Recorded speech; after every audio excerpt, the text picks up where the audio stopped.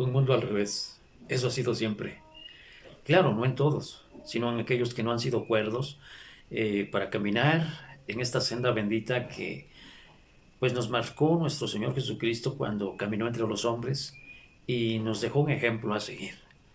Se dice que en aquella ocasión aquel hombre de Dios hizo un llamado a todos aquellos jóvenes, aquellos hombres que ya de días atrás le habían expresado su sentir, el sentir de servirle a Dios en el ministerio de la palabra. Pero como ha sucedido siempre, era necesario que aquel hombre impusiera sus manos, orara por ellos delante de la congregación y pusiera sobre sus espaldas ese ministerio maravilloso y sublime que ha caracterizado siempre a los hombres de Dios. Entonces aquel sábado por la noche, antes de despedir la reunión, pues todos aquellos jóvenes, hombres que querían servirle al Señor, pasaron al frente. ¿Para qué? Para que delante de todos se les encargara el ministerio de la palabra. Aquel hombre de Dios oró por ellos, los ungió con aceite imponiendo sus manos y le pidió a Dios que Dios respaldara ese ministerio que ellos iban a iniciar y formalmente quedaron ungidos como pastores, como ministros de la palabra de Dios. Y se despidió la reunión, pero el domingo, muy de mañana, pues aquellos hombres que habían sido ungidos la noche anterior, pues ahí estaban ya dispuestos para iniciar la reunión del domingo. Y entonces aquel hermano le dice a uno de ellos, a ver, fulano de tal, ayúdame, dice, a acomodar las sillas. Y curioso lo que este hombre de Dios escuchó, pues era algo que no se lo esperaba. Aquel ministro recién ungido, que apenas se llevaba, diríamos, unas 8 o 10 horas de que había sido ungido como ministro, pues de repente le dice a aquel anciano, a aquel hombre de Dios, y le dice, ¿sabe qué, hermano? Usted es un hombre de Dios, yo también. Usted es un ministro de la palabra, yo también. Así es que de aquí en adelante, dice, no me vuelva a pedir que yo acomode las sillas. ¿Por qué? Porque ese trabajo no es para mí. Sencillamente, ese trabajo le corresponde a otra persona. Como a veces comúnmente decimos entre nosotros, los hermanos del vulgo. Digo porque he escuchado esas expresiones de algunos hermanos que pues no son la gran cosa, ¿verdad? En mi concepto, pero piensan que hay una línea en la cual están los hermanos del vulgo, los que se sientan en la banca, y de esa línea para adelante pues está el lugar en donde están los ministros, los hombres de Dios. Como en una ocasión había un hombre inconforme, en mi concepto, muy joven, y pues en aquella reunión pues lo tuvieron en blanco, no le dieron predicación y este hermano se acerca a mí y me dice, pues yo estoy de acuerdo que pues no nos den algún espacio para predicar y estaría de acuerdo, pero dice, por si nosotros fuéramos del vulgo, pero nosotros no somos del vulgo, nosotros somos pastores, primo. Es lo que decía aquel hombre, ¿verdad? Nosotros somos pastores, así es que ¿por qué nos tratan así? Bueno, aunado a estas dos ilustraciones que he expresado, una de ellas, repito, aquel hombre recién ungido, recién establecido, instituido por aquel hombre de Dios, eh, pues ya no quería humillarse, rebajarse en hacer trabajos que sencillamente son para los hermanitos que se sientan en la banca, ¿no? Entonces aquel le dice, no, pues de aquí en adelante, dice hermano, no me vuelva a pedir eso. ¿Por qué? Porque si usted es pastor, yo también soy pastor. Si usted es un ministro de la palabra, yo también soy un ministro. Así es que vamos a aprender a hacer diferencias. Deseamos un mundo al revés, pero claro, en base a la palabra de Dios, hablamos. Fíjense, hay un versículo que quiero citar. Dice, porque no nos atrevemos a contarnos ni a compararnos con algunos que se alaban a sí mismos, pero ellos midiéndose a sí mismos, por sí mismos, dice, comparándose consigo mismos, no son juiciosos. ¿Qué es lo que nos falta muchas veces y qué es lo que requerimos muchas veces? Juicio, sentido común. Aquel hombre que llevaba escasamente unas 8 o 10 horas de haber sido ungido como ministro de la palabra. Yo creo que no era una humillación el que agarrara las sillas y empezara a colocarlas ahí, porque sí es necesario que aquel que no era pastor o que no era ministro de la palabra, pero si fue ungido para ser ministro de la palabra, creo que si recibió algo, tiene que pensar de ahí en adelante, como pastor, comportarse como pastor, pensar, portarse a la altura como pastor o como ministro de la palabra. Porque tampoco se vale que si alguien eh, fue ungido ya para ser un ministro de la palabra, siga pensando, siga actuando como aquel que se sienta en la banca. ¿Por qué? Porque no es así. Cuando el hombre de Dios recibe algo, de Dios viene un testimonio. Y Dios da testimonio muchas veces de lo que dio a aquel hombre o lo que dio a sus hijos. Por ejemplo, cuando el Señor le preguntó a Salomón, bueno, dime, ¿qué quieres que yo te dé?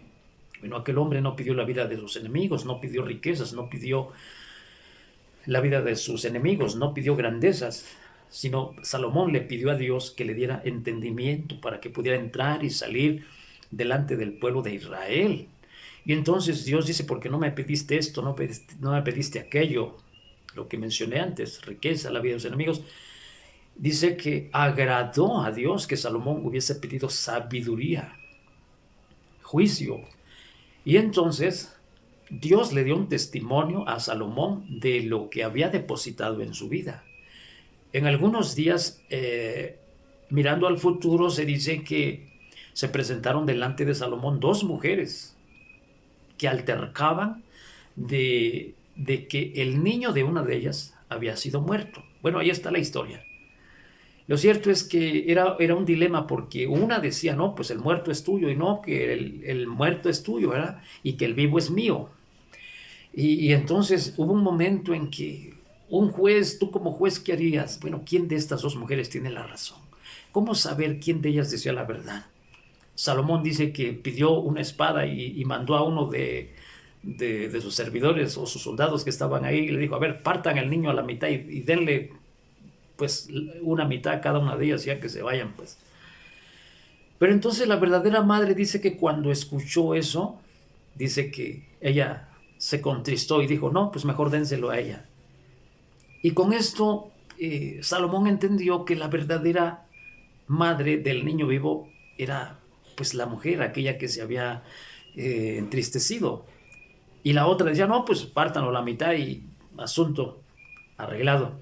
Entonces con esto Salomón se dio cuenta que la verdadera mamá era pues aquella que se había contristado. Con esto quiero dar a entender que muchas veces lo que Dios deposita en una persona siempre da un testimonio.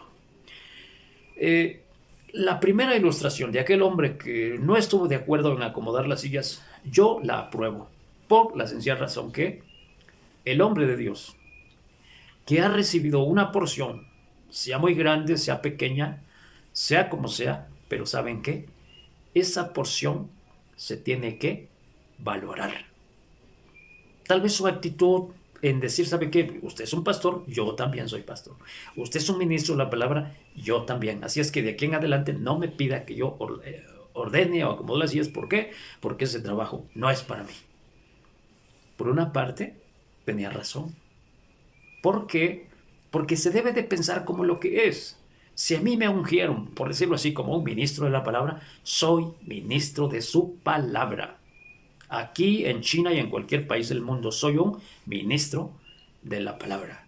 No me voy a comportar en mi modestia, entre comillas, como un oyente. ¿Por qué? Porque no lo soy. He escuchado hermanos que dicen, no, pues, no, dice, cuando nosotros vamos a la fraternidad, dice, si a mí me pasan a decir algo, dice, pues, gloria a Dios. Y, y si no me pasan, y si estoy sentado, pues, gloria a Dios. Bueno, cada quien. Pero a lo menos yo quiero decirles que si hago un viaje vamos a hablarlo así, de unas 20 horas, digamos, gastar una suma de 5,000, 7,000 pesos para ir y estar sentado en una fraternidad, pues con todo respeto, déjenme decirles que para mí es pérdida de tiempo.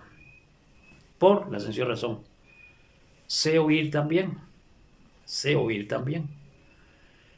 Pero yo prefiero decir 5 o 10 palabras, que para mí es algo maravilloso, que ir y estar sentado 1 o 2 días en una fraternidad así. Si hay algunos que digan que les da igual el decir algo o estar sentados, bueno, Dios los bendiga, pero yo creo que cada uno de nosotros en nuestra forma de pensar y en nuestra forma de sentir tiene que ser acorde a lo que tú eres. Si eres congregante, vas a pensar de esa manera. No, pues sí, gastar mi dinero para ir y sentarme ahí es maravilloso. Pero desde la perspectiva de un pastor, de un ministro, no creo que haya tanta bendición en ir y estar escuchando a otros, que muchas veces se embriagan porque les dan lugar y a veces, como lo hemos visto, a hombres que a veces se llevan 3, 4, 5, 6, 7 horas predicando, cuando a veces pues parece que ya no hay tanta esencia. Y aquel que fue llamado, ¿para qué? Para sobrellevar un ministerio, como es el ministerio de la palabra, repito, pues qué tanta bendición puede haber, ¿no? ¿Por qué? Porque su mente ya no es una mente que esté dispuesta para recibir y recibir, sino más bien para dar. Así es que no vivamos en un mundo al revés. Si Dios te llamó para cargar maletas, pues tienes que cumplir tu ministerio, porque eso es una gracia también que no está en todos, el cargar maletas. Bueno, el que fue llamado por Dios para cargar maletas, que siga cargando maletas. Aquel que fue llamado por Dios para qué, para respaldar a un ministerio, pues no se quiera volar la barda ni traspasar la línea. ¿Por qué? Porque esa también es una gracia que no está en todos. Pero aquel que recibió un ministerio, una gracia, un llamamiento diferente, por ejemplo, un ministerio sencillamente diferente, pues que no tenga que sencillamente respaldar a aquel que va adelante, sino, vamos a decirlo así, un equipo, un ministerio no separado del cuerpo, pero sencillamente algo diferente. Pues ese es el trabajo que tiene que hacer. Yo creo que cada uno de nosotros pudiera dar testimonio qué es lo que recibió de Dios, cuál es la encomienda que depositó el Señor en nuestra vida. En mi caso yo lo puedo decir sin jactarme, porque esto lo escuché de parte del Señor en aquella ocasión cuando yo daba clases de música. Recuerdo que al terminar aquello, pues me fui a encerrar allá en mi recámara, allá en una población. Y fue en esa noche, en ese momento, cuando Dios me sacó de mi cuerpo y me llevó a Jerusalén en visión. Y al final de todo aquello, oí una voz que decía, cuando aquel hombre de Dios platicando con sus hermanos le decía, mi ministerio es algo muy por separado. Eso tiene su forma de entenderse, no separado del cuerpo, sino algo diferente. No quiere decir que sea una doctrina diferente, sencillamente es algo muy por separado. Hay ministerios que trascienden fronteras, hay ministerios que son de 4 paredes, hay ministerios que son un poco más expansivos. Pero entonces nuestra forma de ser, nuestra forma de pensar, tiene que ser acorde con lo que cada uno de nosotros recibió de parte de Dios. ¿Cómo voy a decir yo, por ejemplo, que mi ministerio es algo muy por separado cuando Dios me dio un ministerio de cargar maletas, por ejemplo? O aquel que Dios llamó para, para sobrellevar en sus espaldas un ministerio glorioso, ¿cómo va a decir que Dios lo llamó para cargar maletas? Repito, nuestra forma de pensar, nuestra forma de actuar, nuestra forma de ser y de ver las cosas tiene que ser conforme, acorde a lo que cada uno de nosotros recibió de parte de Dios. Así es que vivimos en medio de un mundo al revés.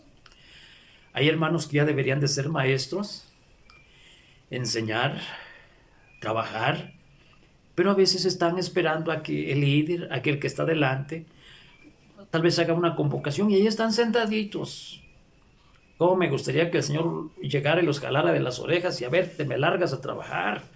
Ya no es tiempo de que tú estés sentado ahí en una reunión en donde siempre predican los mismos.